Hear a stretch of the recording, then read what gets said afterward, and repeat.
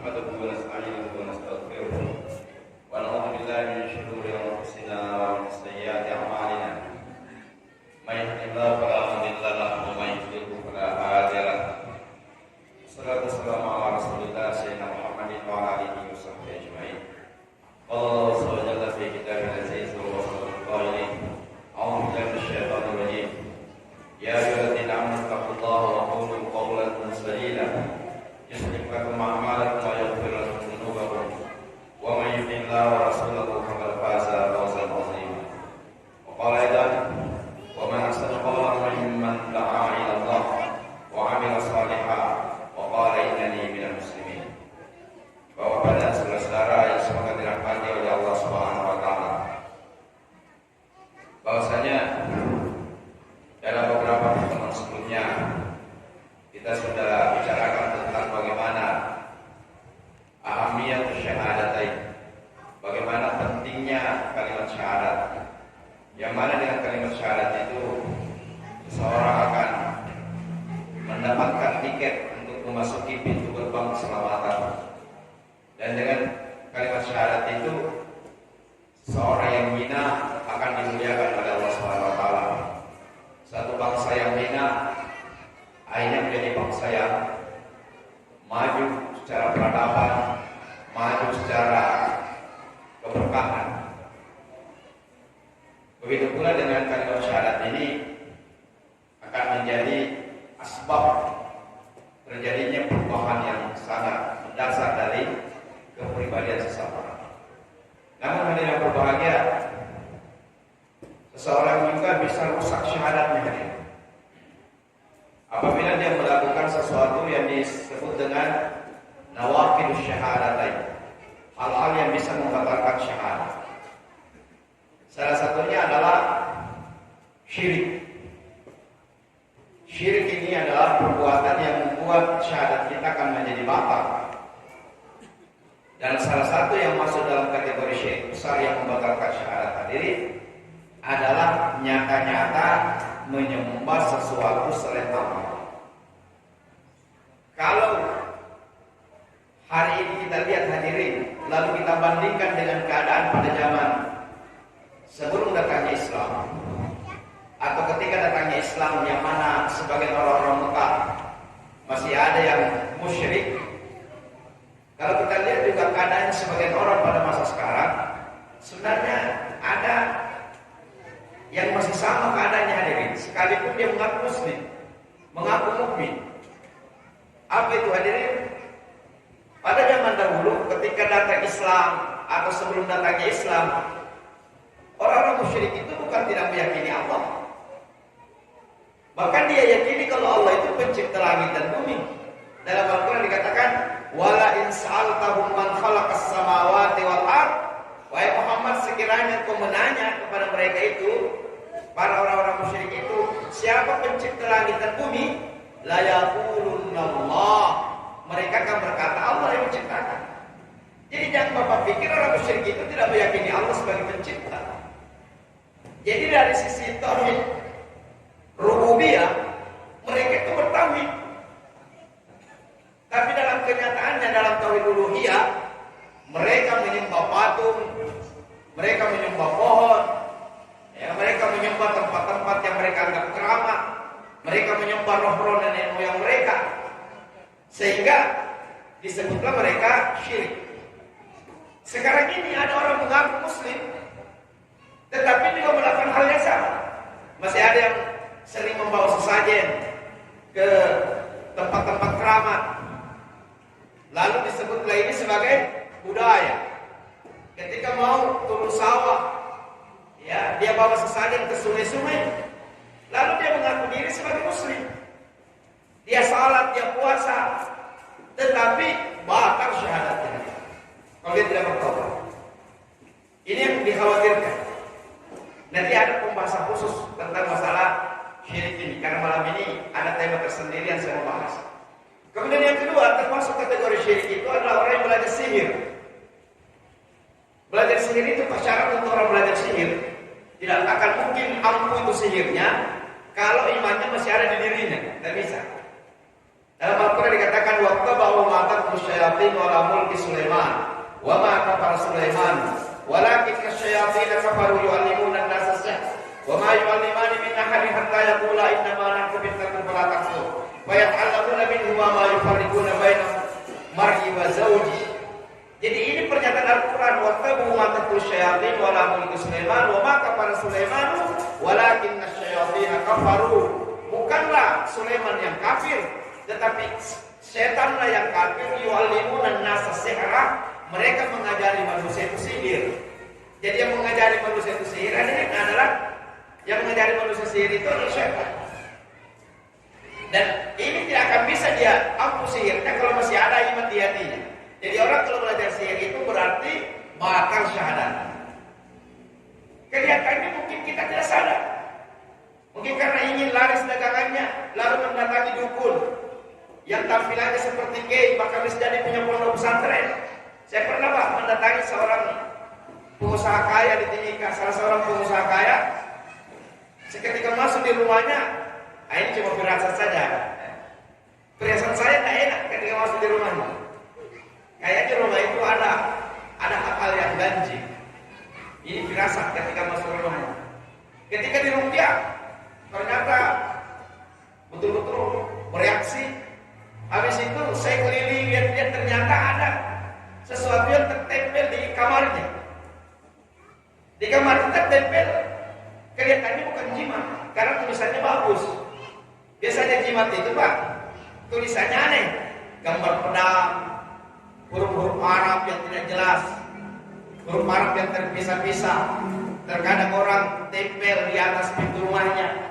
Ketika ditanya apa ini, katanya ini adalah supaya rumah saya tidak dimasuki pencuri, supaya rumah saya tidak kebakaran. Kemudian toko-tokonya dia pasangi supaya katanya warungnya banyak, menjadi laris. Itu jimat hadirin. Tapi yang ini enggak, kelihatannya doa-doa, karena tulisannya diprint bagus-bagus, lalu dilaminati. Setelah saya baca, saya kaget Pak, karena kalimatnya itu adalah ritual memanggil jin. Hanya karena Pak Haji ini tidak paham bahasa Arab. Saya bilang, Pak Haji siapa yang kasih? Dia bilang, guru saya. Siapa gurunya? Saya tidak usah sebut kampungnya Pak ya. Dia salah seorang pimpinan pondok di kampung ini, di bagian bukan di Sulawesi ya, tempatnya bukan di Sulawesi. Maksudnya ini punya pondok pesantren punya. Kaget juga saya, karena situ kalimatnya begini, wahaula il-jibal fas'al anhu.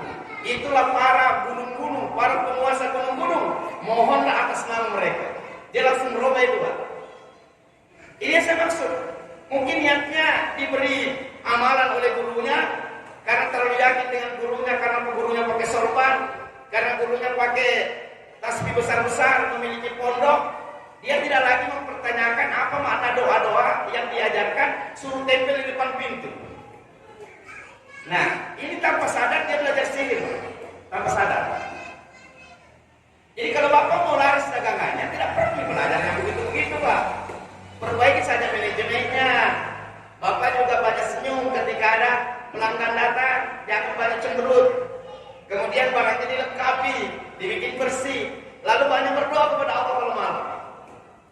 Tidak usah diambil amalan-amalan ditempel di rumah-rumah, tidak usah. Karena itu berpotensi Bapak rusak syahadatnya, karena ini termasuk belajar sihir Pak. Atau seorang ibu-ibu tidak yakin karena suaminya masih ganteng, masih muda, dia tidak pede, lalu supaya suaminya yang tidak main mati dengan perempuan lain, datangi dukun. Lalu belajar apa-apa tertentu di ramuan-ramuan dimiliki pada suaminya, tanpa sadar dia berkaitan dengan sihir. Ini yang nggak biasa. Itu hadirin. Ini harus diperbaiki. Ada juga keyakinan keliru. Ketika anaknya lahir, dukunnya bilang kembar. Loh kok bisa kembar? Ya kembar, tapi kembarannya tidak terlihat. Goib. Kembarannya goib. Tidak tahu kalau dirati-rati ada nggak yang goib ini begini. Lalu dukunnya ini suruh bikinkan rumah-rumah. Dibikinkan kelambu-kelambu, dibikinkan ranjang-ranjang yang selalu diyakini bahwa itu tempatnya kembarannya, anaknya yang menghilang. Inilah keyakinan yang keliru, Pak. Mana ada kembaran? Yang satunya makhluk fisik, yang satunya makhluk gaib. Jadi ini banyak hal yang ditiup-tiupkan oleh para dukun, akhirnya diyakini oleh kita dan tanpa kita sadari bisa merusak sahana. Ini yang saya maksud. Maka mungkin ini pembahasannya bisa di 2-3 kali pertemuan. Apa-apa saja yang merusak sahana. Hadirin yang berbahagia, malam hari ini kita akan fokus karena ini yang paling banyak diajarkan oleh media-media. Saya juga tidak tahu Indonesia ini apakah memang ada grand design untuk merusak masyarakatnya, terutama anak-anak remajanya. Setiap kali acara-acara TV itu, Pak, baik yang sifatnya acara musik, sinetron, bahkan yang mengatakan reality show, film-film, temanya yang diangkat hanya 2. Kalau bukan percintaan, pergaulan bebas, ngajak anak muda-mudi bercinta-cinta. Bahkan judulnya santri, judul filmnya santri, tapi di dalamnya santrinya pacaran-pacaran. Ini luar biasa. Mana ada santri mengajarkan begitu? Mana ada foto laki-laki perempuan saling kode-kode mata? Jadi ini aneh di Indonesia. Dia bikin film, bikin sinetron, seakan-akan itu nasihat tetapi menjerumuskan. Kemudian yang kedua, tema yang paling sering diangkat adalah tema horor. Si manis jembatan Ancol atau apa? Suster keramas apa? Macam-macam saya tidak akan terpaksa. Suster ngesot. Jadi ini banyak sekali acara-acara horor, Pak. Sehingga kita akhirnya menyadari bahwa itu bisa benar terjadi. Makanya ketika sekarang ada orang bikin prank, takut betul lihat pocong. Padahal tidak mungkin itu pocong. Itu manusia yang tampil pocong, Pak. Karena terlalu sering nonton TV bahwa itu jin bisa menampakkan diri, pocong bisa menampakkan diri. Orang bikin prank, apa sih namanya prank itu? Yang ngerjain orang itu juga lari. Kenapa dia lari, Pak? Dia pikir jin betul. Kenapa? Terlalu sering nonton TV, terlalu sering nonton sinetron, terlalu sering nonton film-film yang sebenarnya ini yang dia angkat ini berbicara tentang alam gaib, tapi alam gaib menurut pemahaman yang batin. Dulu ada cara pemburu hantu, macam-macam. Sekarang masih ada dunia lain. Seakan-akan ini acara reality show, tetapi itu sinetron. Sebenarnya itu bukan. Ada di belakang itu yang gerak-gerakan itu pohon dahan-dahan. Ini sinetron tapi menipu kita. Sehingga ketika itu reporternya mengatakannya, hostnya mengatakan, dukunnya mengatakan, ayo letakkan telapak tangannya di televisi, meletakkan betul itu, Pak. Dia mengalirkan katanya energi positif, macam-macam Indonesia ini. Maka keberkahan tidak turun di kampung kita, Pak, karena yang diangkat adalah kebatilan, pemahaman yang keliru. Makanya Allah Subhanahu Wa Taala dari awal-awal sudah memberikan pernyataan dalam Al-Quran tentang apa itu alam gaib. Memang dalam Al-Quran dikatakan,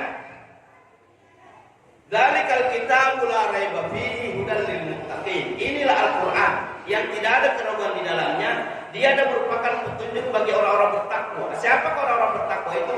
Alladzina yu'minuna bil ghaib. Adalah orang-orang yang beriman kepada hal-hal yang gaib.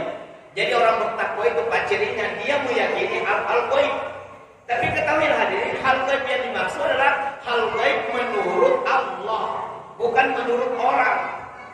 Jadi kalau masalah ekonomi, masalah politik, orang bisa berpendapat, menurut saya, analisa saya kayaknya begini, supaya ekonomi bisa bagus, supaya politik bisa bagus. Tapi kalau alam gaib tidak bisa, Pak.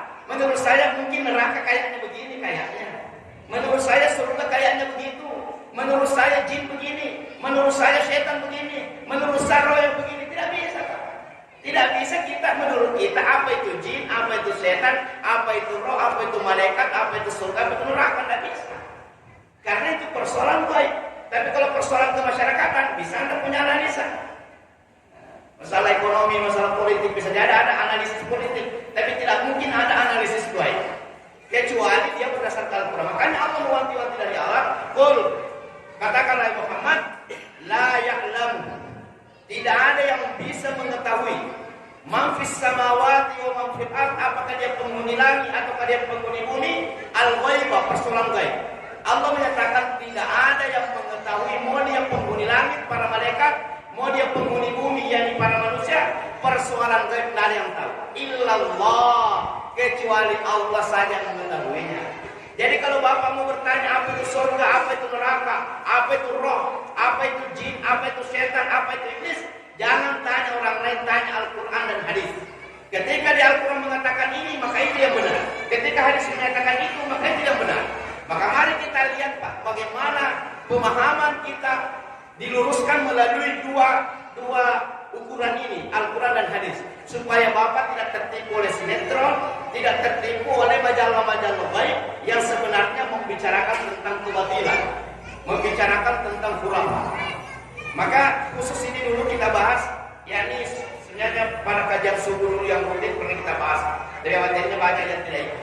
Yang pertama adalah jin, yang kedua adalah syaitan, yang ketiga iblis, yang keempat mungkin sedikit kita bahas tentang roh. Hadirin berbahagia, saya tidak yakin waktunya cukup, tapi coba kita lihat sampai di mana kita mampu membahasnya. Yang pertama jin. Apa itu jin? Jin ini adalah salah satu daripada 3 makhluk Allah yang Allah ciptakan yang berakal, yang mukallaf. Yang disebut mukallaf itu Pak mendapatkan beban. Bebannya adalah beribadah kepada Allah dan menjadi khalifatullah fil ardh kalau dia manusia. Selain itu Pak tidak ada mukallaf. Binatang tidak ada kewajiban beribadahnya. Sapi tidak ada kewajibannya salat, tidak ada kewajibannya puasa. Begitu pula dalam pohon-pohon, batu-batu, matahari, bulan, bintang, ada kewajibannya. Yang ada kewajibannya itu adalah malaikat, jin, dan manusia. Ada 3 ini, makhluk Allah ini yang disebut mukallaf, yang diberi kewajiban oleh Allah Subhanahu Wa Taala. Karena diberi kewajiban, nanti di akhirat akan diminta pertanggungjawaban. Yang lolos karena menjalankan tanggung jawabnya masuk surga, yang tidak lolos mendapatkan neraka. Ini yang 3 ini. Kalau malaikat otomatis lolos karena tidak ada yang malaikat yang menantang. Hum la ya'sunallaha ma amarahum wa yaf'aluna ma yu'marun. Mereka orang-orang, para malaikat itu adalah pihak yang tidak pernah mendurhaki Allah, dan apapun yang Allah perintahkan kepadanya pasti ditaati. Itu kalau malaikat. Nah, jin itu siapa Pak? Jin ini adalah makhluk yang Allah ciptakan dari api dan lebih dulu diciptakan dari manusia. Sudah ada memang jin, baru manusia dicipta. Sudah ada jin dan malaikat, lalu dicipta manusia. Sudah ada. Jadi yang paling terakhir dicipta manusia. Dari mana dalilnya? Ini dicipta dari api. Allah Subhanahu wa taala berfirman, "Wal janna khalaqnahu min qablu min naris samum." Adapun jin-jin itu sudah kami ciptakan duluan sebelum kami ciptakan manusia, dan kami ciptakan dia berasal dari api.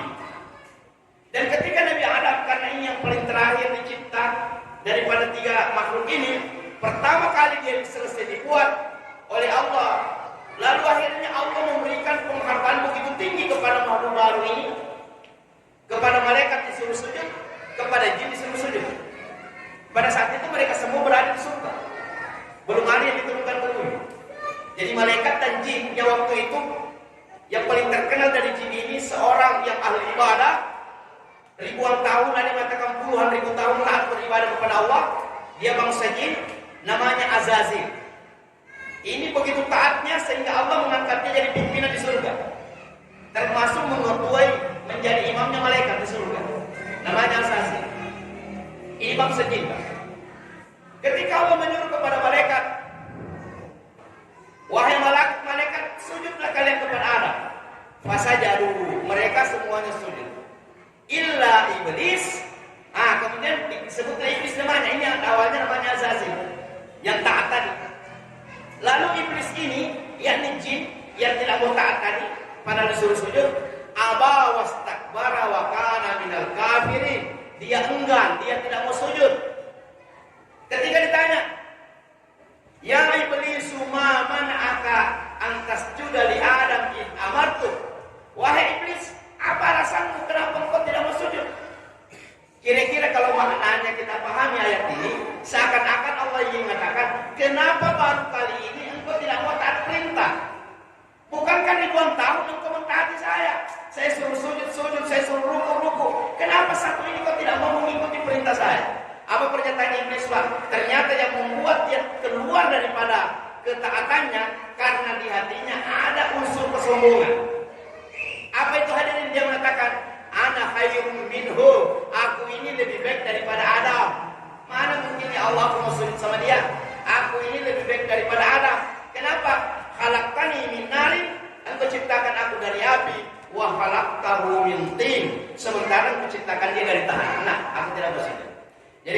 saudara mau mengandalkan ibadahnya, mau melawan iblis, sekarang kita Pak, ibadahnya dia puluhan ribu dolar. Nah, jadi kalau ada di antara kita memiliki sifat sombong seperti iblis, naudzubillah min dzalik. Nabi sallallahu bersabda, la yadkhulul jannata man kana fi qalbihi mithqala dzarratin min kibr. Tidak akan masuk surga seseorang yang di hatinya masih ada kesombongan, sekalipun kesombongannya itu sebesar biji zarah. Tidak boleh sombong. Tidak boleh sombong karena jabatan, tidak boleh sombong karena harta. Saya lanjutkan sedikit. Apa itu sombong? Sombong itu adalah ini. Yang sampai kita merasa diri tidak sombong, benar sombong. Takarannya sombong itu dua, Pak. Yang dibatarul haq wa qamtun nas.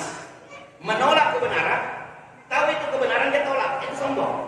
Yang kedua adalah meremehkan manusia, menganggap remeh orang lain. Kapan sifat ini ada pada diri kita, maka kita ini sombong. Apa itu disebut batarul haq? Sudah tahu benar, dia tidak mengikuti. Suatu saat Nabi SAW mengatakan, makanlah pakai tangan kanan. Sahabat ini Pak, ya tunjuk. Kamu makan pakai tangan kanan, jangan makan pakai tangan kiri. Jangan minum pakai tangan kiri. Karena setan itu minumnya pakai tangan kiri. Kamu kan bukan setan. Lalu mengatakan, ya Rasulullah, saya tidak mampu pakai tangan kanan saya. Apa pernyataannya Nabi? Bukan kamu tidak mampu pakai tangan kamu, tetapi kesombonganmu yang menghalangimu menggunakan tangan kananmu makan dan minum. Karena dia terlalu biasa dengan tangan kiri, dia sombong. Kesombongannya. Ini yang disebut sombong. Sudah tahu benar bahwa makan pakai tangan kanan itu yang benar, tetap saja dia makan pakai tangan kiri. Itu satu kesombongan juga. Yang kedua adalah meremehkan orang lain, menganggap remeh orang lain. Hadirin, jangan sampai Anda ditipu oleh setan, kita ditipu oleh setan. Ada orang merasa diri soleh, lalu karena merasa diri soleh menganggap orang lain ini lebih rendah dari dirinya. Khawatirnya lantaran itu Anda nanti akan disebut orang sombong di mata Allah. Jadi kalau Bapak orang baik sudah belajar sunnah, jangan selalu prototi orang, mencari kesalahan-kesalahan orang. Kerjanya dia karena sudah belajar Pak, sudah tahu ini sunnah, ini bidah, ini sunnah, ini bidah. Kerjanya itu cuma nengok orang saja. Oke. Bidah semua yang kamu lakukan. Lihat celananya orang yang di bawah mata kaki, masya Allah. Bidah semuanya. Jadi dia jarang menoleh dirinya. Yang lebih banyak dia toleh orang lain. Kalau niatnya berdakwah tidak ada masalah. Tapi dakwahnya kan ada caranya Pak. Bukan meremehkan orang. Jangan sampai ini jangan ekstrim memaknai kata-kata saya. Jangan sampai justru Anda yang terlalu tinggi begini, justru Anda yang malah terkena hadis itu. Hadisnya kami menyatakan bahwasanya siapa yang menjulurkan pakaiannya di bawah mata kakinya, maka itu api neraka. Tapi ada redaksinya Pak, dua redaksinya, khuyalaan, dalam redaksi lain bataran, lantaran sombong. Orang-orang dulu Pak, itu menjulurkan pakaiannya itu, menyeret pakaiannya karena bentuk kesombongan. Jadi substansinya, ilat hukumnya ini adalah sombong. Jadi kalau ada orang celananya kayak begini, lalu menganggap orang yang tidak begini semua neraka, semuanya hina daripada dirinya, siapa yang sombong ini? Ini bahaya Pak. Ahli ibadah itu bisa dimasuki perasaan sombong. Nah, memang ini yang bagus. Ini yang bagus, tapi lihat orang, jangan langsung remehkan orang, seakan-akan Anda satu-satunya penghuni surga, yang lainnya semua penghuni neraka. Caranya, nantangi dia, nasihati dia, ini saudara ada hadisnya, begini modelnya, hadisnya, itu yang benar Pak. Ini bahaya kesombongan ini. Hadirin berbahagia, kita kembali kepada tema. Apa itu jin? Jin ini adalah makhluk Allah yang Allah ciptakan dari api. Secara bahasa dia bermakna tersembunyi. Artinya tidak mungkin terlihat. Jin itu tidak mungkin terlihat karena dia tersembunyi. Secara bahasa semua kata yang tersusun dari jin, nun dan nun bermakna tersembunyi. Pertama, jin tersembunyi. Yang kedua, janin. Janin itu tersembunyi juga. Tidak tersembunyi Ustaz, karena ada USG, tetap saja dia tersembunyi ya. Yang ketiga adalah majnun. Pernah apa itu majnun? Apa sebetulnya majnun? Gila. Orang gila itu Pak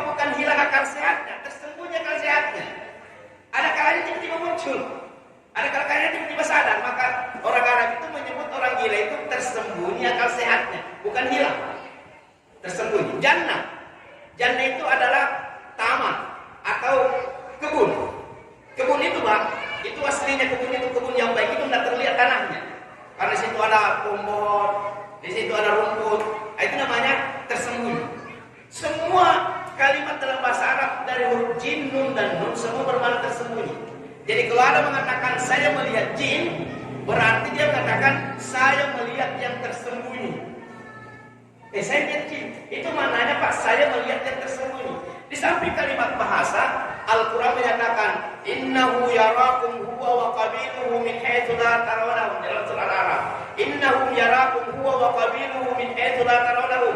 Mereka itu bangsa jin melihat engkau di tempat engkau tidak mampu melihat mereka. Dia lihat kita. Jin itu melihat kita, tapi kita tidak mampu melihat mereka. Ini ayat. Bagaimana Ustaz? Kalau ada orang mengatakan, itu rumahmu berhantu, banyak jinnya rumahmu, kok bisa Anda tahu? Saya lihat. Maka apa yang Bapak sampaikan kepada orang ini, istighfarnya saudara pergi berobat, karena sakit gitu. Jadi kalau ada Bapak tiba-tiba hanya karena rajin tahajud, rajin puasa Senin Kamis, tiba-tiba sudah bisa mendengar suara-suara aneh-aneh, yang bisa melihat, lalu mengatakan ini kayaknya hadiah Allah buat saya karena saya rajin tahajud. Ini berfungsi di indera keenamku. Mana ada indera keenam? Jadi orang yang mengalami itu hadirin itu orang sakit. Jadi kalau ada orang mampu melihat jin, mampu mendengar suaranya, itu orang sakit, bukan orang sehat. Hebat itu guru Ustaz. Kenapa? Dia bisa lihat itu. Malu halus di lapangan. Dia bukan hebat, dia sakit. Dia sakit Pak. Nanti kita jelaskan di mana sakitnya. Aslinya jin ini ayat. Jelas di Al-Quran. Dia melihat engkau di tempat engkau tidak mampu melihat mereka. Jadi jin itu tidak bisa terlihat. Ayat yang mengatakannya. Tapi ketahuilah hadirin, di samping ayat kita juga pakai hadis. Ternyata ada kemungkinan dia terlihat. Bukan bertentangan dengan ayat. Yang disebut ayat ini menurut ulama, kalau kondisi normalnya. Kalau normalnya jin itu mustahil terlihat. Tapi kalau terjadi kondisi abnormal, keluar dari kondisi biasa, keluar dari fitrah, keluar dari kondisi normalnya, maka jin bisa terlihat. Apa itu hadirin? Pertama, apabila jin menjelma, berarti kan tidak normal. Aslinya kan dia tidak menjelma, tapi kalau dia menjelma bisa dilihat. Saya katakan tadi, kalau Bapak berbicara alam gaib, jangan ngarang. Dari mana dalilnya bahwa jin bisa menjelma? Ada dalilnya Pak. Hadisnya sahih. Apa itu? Ketika seluruh orang-orang Arab sudah kehabisan akal, ingin membungkam menghentikan dakwah Rasulullah, semuanya minta. Ditawari istri yang paling cantik, Nabi tidak mau. Ditawari jabatan tertinggi, Nabi tidak mau. Ditawari harta paling banyak, Nabi tidak mau. Akhirnya mereka rapat di sebuah tempat namanya Darun Nadwa. Kalau Bapak mau lihat ini yang namanya Darun Nadwa, boleh Bapak cari filmnya, film berseri judulnya Umar. Saya punya Pak, 37 episode kalau saya tidak salah. Berarti 37 jam, luar biasa. Sejarah sahabat dalam bentuk visual, dalam bentuk film. Kalau Bapak menonton itu, siapkan waktu 1 minggu. Saya sudah 3 kali ulang-ulang filmnya. Berarti 3 minggu saya nonton. Nah, di situ Umar bin Khattab ketika masih kafir sering ikut dalam majelis ini.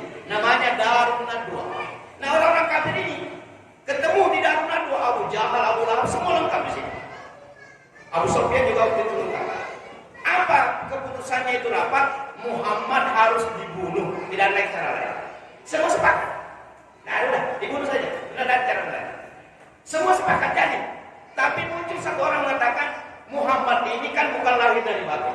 Dia ada sukunya, ada pamannya, ada kakeknya. Dia lah ada Bani Muttalib, ada Bani Hashim. Kapan dia diganggu, jangankan dibunuh, dibikin berdarah saja bisa menuntut ini. Akhirnya buyar lagi itu keputusannya. Tiba-tiba muncul seorang laki-laki kafir bernama Suraka. Dia menyatakan begini saja. Berapa orang suku di Mekah ini yang tidak senang dengan dakwah Muhammad? Nanti kita tentukan hari apa. Kirim anak muda yang gagah perkasa, perwakilan suku. Semua memegang pedang. Ketika ketemu tubuhnya Muhammad, semua bacokkan pedang di tubuh Muhammad. Ketika Bani Muttalib, Bani Hashim menuntut bela, dia harus melawan puluhan suku di seluruh Mekah. Tidak mungkin dia berani. Ini ide yang cerdas. Apa perkataannya Nabi Pak? Dia bukan Suraka, dia adalah iblis yang menjelmakan diri seperti wajahnya Suraka hadir di dalam pertemuan itu. Berarti kan ada dalilnya kan? Bahwa jin bisa menjelma menjadi seorang manusia. Tapi jangan gara-gara ini langsung Bapak nengok ke kanan. Ini Pak Heri apa bukan ini? Penjelmaan apa bentuknya? Hadirin yang berbahagia. Nah, sebenarnya saya mau bahas ini tapi nanti Bapak salah paham. Kejadian penjelmaan berikutnya. Ini bukan, tidak perlu diyakini Pak, karena ini bukan hadis. Tapi saya bahas saja. Ada seorang dulu Pak, ada namanya majalah gaib. Majalah gaib ini adalah sesuai sunnah. Dan ini majalah gaib ini itu pengasuhnya itu alumni Medina, namanya Ustadz Fadlan Abu Yassir. Sebelum ada ruqyah-ruqyah, wah ini yang pertama perkenalkan ruqyah dulu. Namanya majalah gaib. Kecil itu majalahnya. Itu banyak cerita-cerita pengalaman-pengalaman gaib dari orang-orang yang dia angkat di dalam majalah itu. Salah satu yang dia sampaikan adalah, wahai saudaraku sekalian, janganlah kalian mempelajari ilmu-ilmu tertentu yang mau lintas alam. Maknanya ingin mencari ilmu supaya bisa berkawan, bisa berkomunikasi, bisa bersahabat dengan dunia lain. Jangan dilakukan.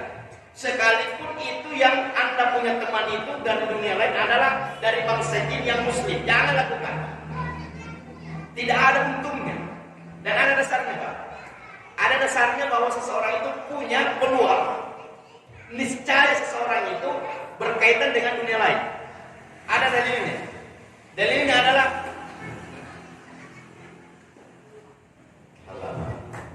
annahu kana rijalun minal ins ya'uduna bi rijalin minal jin fazaduhum rahaqa. Sekelompok manusia meminta bantuan kepada sekelompok jin. Nah ini tadi. Jadi ada kelompok manusia itu Pak meminta bantuan kepada kelompok jin. Apa kalimat terakhirnya? Fazaduhum rahaqa. Pertemanan mereka ini tidak menambah kecuali kedurhakaan. Tidak perlu belajar apalagi mau menikah dengan orang bangsa jin. Karena ada ceritanya itu katanya kiai ini ada istrinya bangsa jin. Mungkin dia takut menikah poligami. Nah, sekalian poligami dengan jin saja lebih aman katanya. Benar atau tidak? Wallahu a'lam. Tetapi memang ada Pak, ada peluang seseorang itu berkaitan dengan jin. Karena ada ayatnya. Kita lanjutkan lagi. Hadirin berbahagia. Tapi jangan lakukan. Ini menurut Ustaz Fadlan. Biarpun itu jin muslim, jangan lakukan. Memang nampaknya awalnya memberi Anda kelebihan. Ditebas tidak mempan. Kan dilindungi oleh jin. Ya. Apalah mungkin ditembak tidak mempan. Mungkin itu. Tapi ada nanti yang dia minta yang lebih dahsyat daripada apa yang Anda pikirkan. Tapi ini jangan diyakini sebagai akidah. Ini hanya pengalaman spiritual yang dialami oleh seorang Ustaz Fadlan Abu Yassir. Ya. Nah, apa yang kita sampaikan. Tetapi ini tidak bertentangan dengan dalil yang dikisah tentang penjelmaan jin.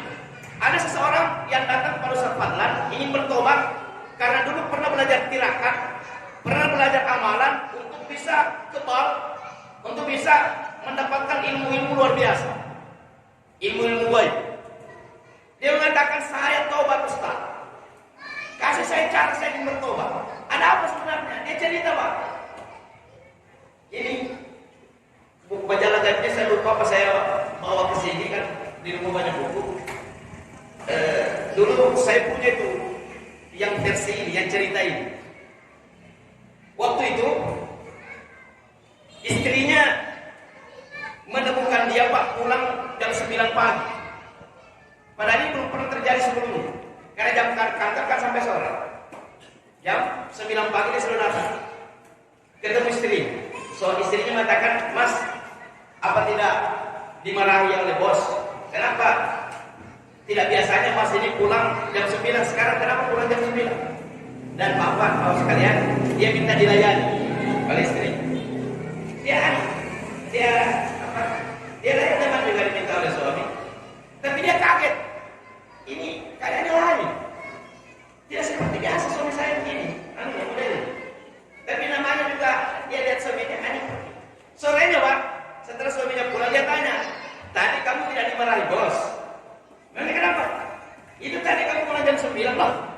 pulang. Wallahu a'lam bishawab. Tetapi ini yang saya maksud, bahwa peluang jin ini untuk menjelma menjadi manusia itu sangat besar. Kalau Bapak tidak mau percaya ini karena ini cerita, tapi ada hadisnya, yakni seorang bernama Suraka menjelma menjadi Suraka. Makanya kenapa Nabi menyatakan apabila kau menemukan ular di rumahmu, kan aturannya itu Pak, kalau lihat ular dibunuh. Tapi jangan terus bersemangat membunuhnya dulu. Caranya baca dulu taus 3 kali. A'udzubillahi minasyaitonir rajim. Diperdengarkan, jangan dalam hati. A'udzubillahi minasyaitonir rajim. Diam sejenak. Ulang lagi 2 kali. Diam sejenak. Ulang lagi 3 kali. Kalau dia pergi jangan diganggu. Nabi mengatakan dia bukan ular, dia adalah jin yang menjelma menjadi ular. Itu ada hadisnya, Pak. Kalau menemukan ular di rumah, selama tidaklah mengancam, dia hanya melilit-lilit di situ, bacakan taus 3 kali. Kalau dia pergi tanpa diusir, hanya pergi dengan taus, biarkan. Dia adalah jin. Tapi kalau dia tetap melilit dengan membacakan taus 3 kali, maka boleh dipotong. Begitu, Pak. Berarti jin bisa menjelma menjadi ular, bisa menjelma menjadi manusia, bisa menjelma menjadi anjing, bisa menjelma menjadi api atau apa saja. Ini namanya kondisi tidak normal. Kalau kondisi normalnya tidak bisa terlihat. Yang kedua, bagaimana kalau terlihat dalam asli ghaibnya? Ia dalam asli ghaib tidak menjelma, tapi misalnya Pak Heri lihat. Tapi apa di kamarnya lihat tidak ada yang lihat yang lain, cuma beliau lihat. Ustaz, apa yang disuruh? Misalnya nih. Nah, kalau ada Bapak menemukan begitu, maka 3 kemungkinan.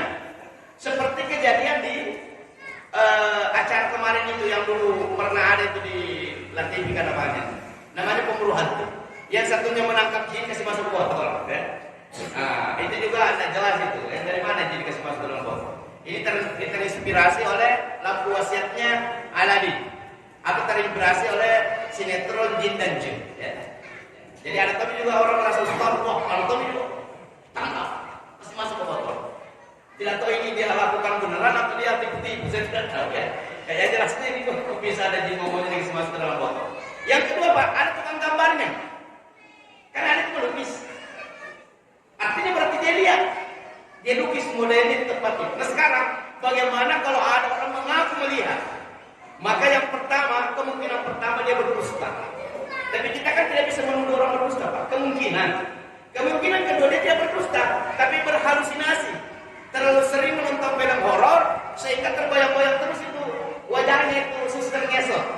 Di mana-mana dia lihat putih-putih lagi. Padahal yang putih-putih itu cuma kain yang diganti orang. Ini namanya halusinasi. Tapi kemungkinan ketiga dia benar-benar melihatnya. Loh, bertentangan dengan ayat? Tidak.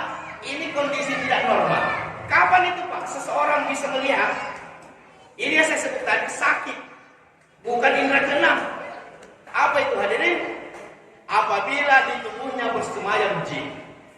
Apabila dharma masa ini di tubuhnya ada jin, maka dharma masa bisa melihat. Ada kemungkinannya bisa melihat. Dan ini ada pernah kita rukyah kemarin itu ya. Itu mengaku kalau masuk ke sini dia lihat-lihat itu ada yang bawa pedang. Betul ini, Pak. Kalau orang ini tidak ada sekarang. Dia lihat itu semua setiap orang ada yang lebih. Dia lihat memang ada. Pak Heri ada pendampingnya itu namanya Pak Heri. Dia lihat semua pendampingnya ini pendamping. Dia bisa lihat. Ini kalau orangnya ada Pak bisa kita panggil. Tapi ilmunya itu sudah hilang. Karena dia sudah dirukyah. Ya, ilmu aneh. Ya. Nah ini bukan kelebihan. Kenapa Pak di tubuhnya bersemayam jin? Dari mana dalilnya? Di tubuh ini bisa bersemayam jin. Ini bukan ngarang. Hadis Nabi sudah bersabda, Inna syayatina tajri fi ibni Adam majrad dam. Sesungguhnya setan-setan itu menggoda manusia itu mengikuti aliran darah. Berarti dia bisa masuk, Pak, ke dalam aliran darah kita. Berarti jin bisa masuk ke dalam tubuh. Ini dari pertama, hadisnya sahih. Yang kedua, Nabi pernah meruqyah seorang sahabat, menepuk dadanya. Ukhruj ya adu Allah, ukhruj ya adu Allah, ukhruj ya adu Allah. Makanya tukang ruqyah biasanya pakai ini juga. Keluar engkau wahai musuh Allah, wahai musuh Allah yang ada dalam tubuh sahabatku ini, keluar engkau. Itu cara Nabi meruqyah, berarti di tubuh sahabat itu ada jin yang bersemayam dan Nabi meruqyah disuruh keluar. Ini dalilnya, Pak. Dan apabila dia bersemayam di tubuh, maka tadi menurut Ustaz Fadlan tadi ini praktisi ruqyah yang paling pertama di Indonesia, beliau menyatakan dia bisa pakai di telinga, dia bisa pakai di mata, dia bisa pakai di mulut, ini lidah. Dia pakai, tapi kita juga ikut-ikut merasakannya tanpa pingsan. Bukan berarti kalau masuk di tubuh pakai lidah kita pingsan, enggak. Contohnya Pak, kalau Bapak mau tahu dirinya di tubuhnya bersemayam jin, apabila Bapak marah sampai mulutnya ngerocos, tidak jelas, tidak keluar, sehingga mengeluarkan kata-kata umpatan, pada saat itu bukan Anda yang mengendalikan diri Anda. Sebenarnya jin yang masuk karena Anda buka pintu. Pintunya jin itu Pak marah. Apabila orang itu marah, terbuka pintunya, masuk jin yang kendalikan dirinya, sehingga dengan teganya dia penggal orang. Manusia itu pastinya tidak mungkin memenggal orang. Hanya karena dia marah, masuk jin ke tubuhnya, jin itu yang mengendalikan dirinya tanpa dia pingsan, dia sadari. Tapi karena saking marahnya dia menyesal, buktinya menyesal. Ibu-ibu di rumah kadang kata-kata suaminya, itu bukan Anda sebenarnya pengendalinya, tapi Anda buka celah dengan marah, akhirnya masuk dia, kata-katanya kepada suaminya macam-macam. Lama-lama kan menyesal, astagfirullahaladzim. Kenapa tadi saya bicara begitu? Sebenarnya dia sadar, tapi seperti kayak bukan dia yang kendalikan. Artinya Pak, kalau di tubuh ini bersemayam jin, dia bisa pakai mata ini melihat kesamanya jin. Kan jin dengan jin melihat. Masa jin dengan jin tidak bisa lihat? Karena dia ada di tubuh Anda, dia pakai matanya Anda juga ikut lihat. Artinya, kalau ada orang mengatakan saya lihat, berarti orangnya sedang sakit. Di tubuhnya bersemayam jin. Ini ciri pertama, ciri paling utama orang di tubuhnya bersemayam jin. Ciri kedua Pak, malas beribadah. Setiap kali dengarkan ceramah ngantuk. Ini paling senang dia tidur kalau khutbah Jumat. Tapi kalau nonton TV pas sampai jam 2 malam tidak ngantuk-ngantuk. Main domino kalau perlu jam 3 subuh, ya tidak ngantuk. Tapi kalau bicara agama orang boleh gitu ngantuk deh. Kalau disuruh tahajud, susah dia tahajud. Susah dia bangun, macam-macam susah itu cirinya. Ciri berikutnya suka kentut-kentut, buang angin. Khususnya kalau dia mau salat, kentut-kentut lagi, mau salat kentut-kentut, itu ciri. Tapi tidak semua orang kentut-kentut ada jilbab, itu cirinya. Nah, cirinya itu buang angin, malas beribadah. Tapi ciri paling utama kalau mampu melihat atau mampu mendengar suaranya. Kondisi tidak normal. Sedikit lagi, ya. Kita tuntaskan itu ya. Pertanyaan berikutnya hadirin, apa yang membuat jin itu bisa masuk ke tubuh seorang? Jadi kalau ada orang mengatakan begini, di rumahmu itu banyak hantunya, ketahuilah Pak, tidak ada tempat di muka bumi ini kecuali berkeliaran jin. Jangankan di rumah Pak, di masjid ini banyak. Di sampingnya Bapak ada terus, di mana Bapak berada dia ada, tak pernah tidak ada. Jadi di rumah Bapak itu penuh. Hanya kita tidak lihat. Di sini penuh dia. Hanya kita tidak lihat. Yang paling banyak itu di kamar mandi. Makanya kalau Bapak mau masuk kamar mandi, lilit pakaian di kepalanya, usahakan telinganya tertutup, lalu masuk baca doa sebelum melewati pintu. Pakai kaki kiri, baca doanya tadi adalah Allahumma inni a'udzubika min al-khubuthi wal khaba'ith. Ya Allah, aku mohon perlindungan kepadamu dari gangguan jin laki-laki dan gangguan jin perempuan. Lalu masuk ke dalam dan jangan berbicara-bicara, jangan bercakap-cakap. Makanya suami-suami kalau mau pergi naik motor, jangan nanti masuk kamar mandi istri kita baru kita panggil, "Oh, mana kunci motor?" Kasihan istri kita pasti menyahut. Kalau dia menyahut, Pak ulama menyatakan siapa yang melakukan ini ada pada ini, maka selama dia berada di dalam kamar mandi dan dia tidak menyahut, tidak bersuara apalagi menyanyi, maka dia tidak terlihat oleh jin. Sunnah berikutnya, apabila Bapak biar ngantuk sengantuk-ngantuknya, mungkin dari Jakarta tiba naik mobil lagi ke sini, ngantuk jangan langsung baring Pak. Usahakan ambil kain atau ambil sapu, baca a'udzubillahi minasyaitonir rajim, itu dikibas, itu tempat tidur, karpet kah, kasur kah, atau sofa yang Bapak ingin tiduri, baca itu baru baring. Nabi menyatakan dikhawatirkan ada jin yang tengah berbaring di sini. Kalau ada anaknya Bapak yang biasanya diayun, dia mau dikasih naik diayun, biarpun Bapak sudah capek sekali menggendongnya, jangan tidurkan diayun sebelum dikibas-kibas, lalu baca a'udzubillahi minasyaitonir rajim baru tidurkan. Khawatirnya di atas ayun itu ada anaknya jin yang lain. Artinya jin ini kehidupannya sama dengan kita. Makanya disuruh baca ketika makan, disuruh baca bismillah ketika amal-amalan yang lain, supaya kita tidak diganggu oleh jin. Kapan jin itu masuk ke dalam tubuh manusia Pak? Yang pertama secara ringkas, nanti mungkin kita ulang sedikit pekan depan. Apabila orang itu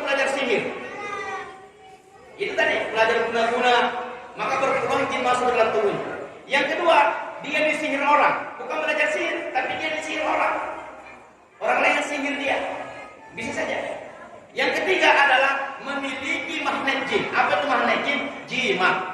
Apa itu jimat, Pak? Salah satu jimat yang paling sering kita lihat, apa saja bendanya, bisa berupa keris. Kalau Bapak punya keris di rumah, keris warisan, saya juga punya keris warisan, Pak. Tapi ini saya ambil saja sebagai warisan orang tua. Saya tidak meyakini ada apa-apanya. Sekalipun banyak ceritanya. Katanya kadang dia goyang-goyang sendiri. Tidak tahu kan, saya tidak pernah lihat.